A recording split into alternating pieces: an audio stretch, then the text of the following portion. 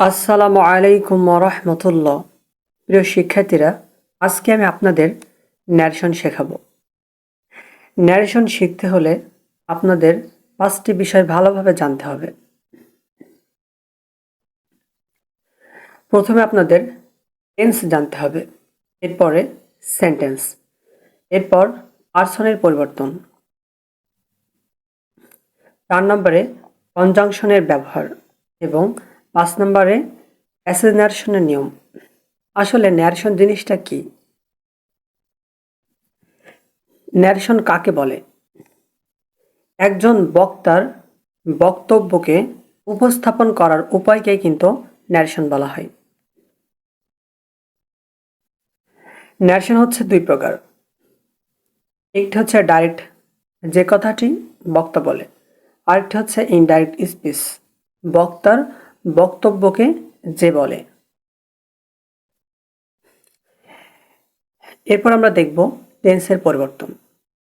যদি direct স্পিচে present indefinite tense থাকে, তাহলে ইনডাইরেক্ট করার সময় পাস্ট ইনডিফিনিট টেন্সে হবে। যদি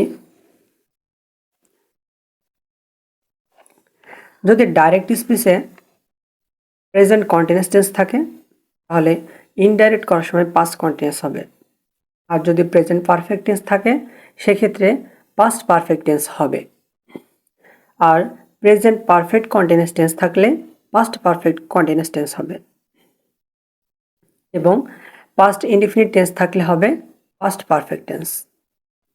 আর পাস্ট কন্টিনিউয়াস টেন্স থাকলে কিন্তু পাস্ট পারফেক্ট কন্টিনিউয়াস টেন্সই হবে। প্রিয় শিক্ষার্থীরা, এবার আমরা সেন্টেন্সের ব্যবহার দেখব।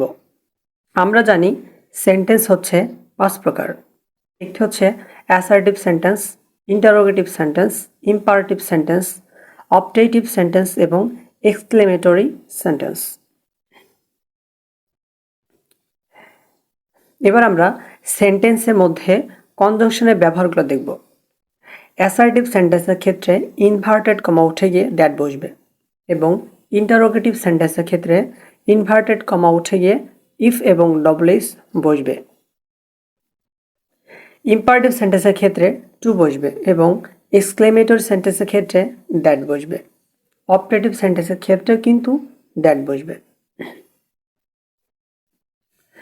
এবার আমরা সেন্টেন্সের মধ্যে যেসব রিপোর্টিং ভার্ব ব্যবহৃত হয় সেগুলো দেখব। অ্যাসার্টিভ সেন্টেন্সের ক্ষেত্রে অবশ্যই সেইড, সেই টোল্ড, টেল টোল্ড বসবে। ইন্টারোগেটিভ সেন্টেন্সের ক্ষেত্রে আস্কড ব্যবহৃত হয়। ইম্পারেটিভ সেন্টেন্সের ক্ষেত্রে প্রপোজড, অর্ডার্ড, কমান্ড এবং ফরবেড বসে। এক্সক্লেমেটরি সেন্টেন্সের ক্ষেত্রে এক্সক্লেইমড উইথ জয় এবং এক্সক্লেইমড উইথ সরো বসে। অবজেক্টিভ সেন্টেন্সের ক্ষেত্রে প্রেইড এবং উইশড ব্যবহৃত হয়। এবার আমরা পার্সনের পরিবর্তন দেখব। আমরা জানি পার্সন হচ্ছে 3 প্রকার: first person, second person, third person. First person কোনগুলো?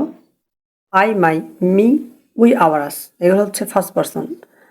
সেকেন্ড পার্সন কোনগুলো? সেকেন্ড পার্সন হচ্ছে ইউ এবং ইউর। আর থার্ড পার্সন হচ্ছে he, she, it, they, name. ন্যারেশনের ক্ষেত্রে ফার্স্ট পার্সন সব সময় সাবজেক্টের সাথে চেঞ্জ হবে, সেকেন্ড পার্সন সব সময় অবজেক্টের সাথে পরিবর্তন হবে এবং থার্ড পার্সনে কোনো পরিবর্তন হবে না। এবার আমরা কিছু ওয়ার্ড আছে যেগুলো ডাইরেক্ট থেকে ইনডাইরেক্ট করার সময় পরিবর্তন হয়, যেমন ইয়েস্টারডে। ইয়েস্টারডে থাকলে দ্য প্রিভিয়াস ডে হয়। টুডে থাকলে দ্যাট ডে লিখতে হয়। দিস থাকলে দ্যাট লিখতে হয়। নাও থাকলে দেন লিখতে হয়। থাস থাকলে সো লিখতে হয়। হেন্স থাকলে দেন্স লিখতে হয়। ক্যান থাকলে কুড বসে এবং টুমরো থাকলে দ্য নেক্সট ডে বসে।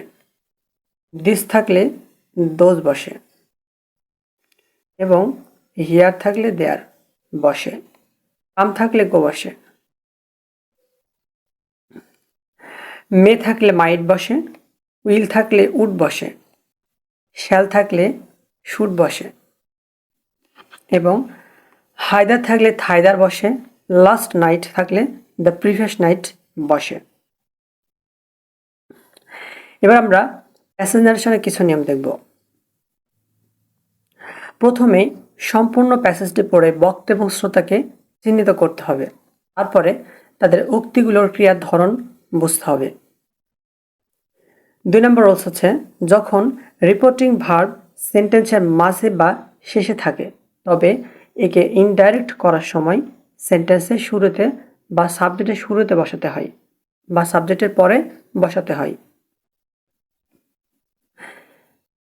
প্যাসেজ ন্যারেশনে যদি বক্তা একের অধিক উক্তি থাকে, অর্থাৎ বক্তা যদি অনেকগুলো বক্তব্য থাকে, সেক্ষেত্রে অ্যাসার্টিভ সেন্টেন্সের ক্ষেত্রে said, again said, added, further added ব্যবহৃত হয়।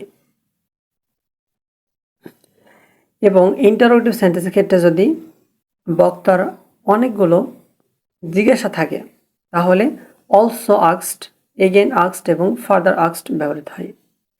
ইম্পারেটিভ সেন্টেন্সের ক্ষেত্রে and order to and requested ব্যবহৃত হয়। অপটেটিভ সেন্টেন্সের ক্ষেত্রে উইশড অ্যান্ড প্রেইড দ্যাট প্রভৃতি ব্যবহৃত হয়। এক্সক্লেমেটরি সেন্টেন্সের ক্ষেত্রে and exclaimed with happiness, joy that, in grief that প্রভৃতি ব্যবহৃত হয়।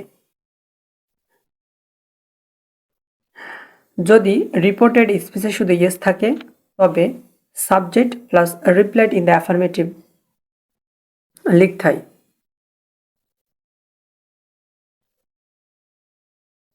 আর ইয়েসের পরে যদি আরও বক্তব্য থাকে তাহলে subject plus replied in the affirmative and said that ব্যবহৃত হয়। যদি রিপোর্টেড স্পিচে শুধু নো থাকে তবে সেক্ষেত্রে subject plus replied in the negative লিখতে হয়। যদি নোর পরে আরও বক্তব্য থাকে সেক্ষেত্রে replied in the negative and সেই দ্যাট ব্যবহৃত হয়।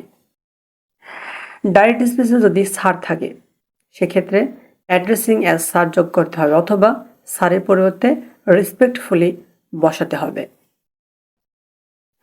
রিপোর্টেড স্পিচ যদি কাউকে সম্বোধন বা অ্যাড্রেস করা হয় তাহলে ইনডাইরেক্ট স্পিচের প্রথমেই অ্যাড্রেসিং অ্যাজ যুক্ত করতে হয়।